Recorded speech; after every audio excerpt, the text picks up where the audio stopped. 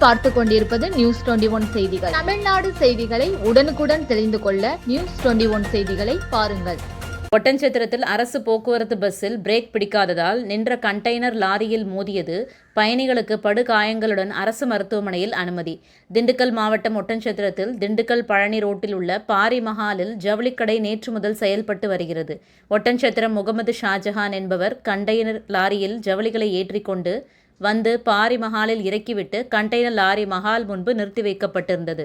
மாலை 5 மணி அளவில் திண்டுக்கல்லில் இருந்து அரசு போக்குவரத்து கழகம் மேட்டுப்பாளையம் செல்வதற்காக வந்து கொண்டிருந்தது.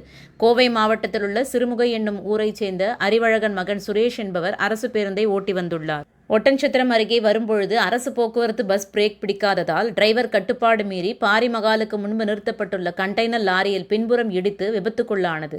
சாமியார் புதூரை சேர்ந்த விஜயகுமார் என்பவர் பாரி மஹாலில் ஜவுளி எடுப்பதற்காக வந்துள்ளார். அவர் தனது வண்டியை பாரி மஹால் முன்பு நிறுத்திவிட்டு ஜவுளி எடுக்க உள்ளே சென்றுள்ளார்.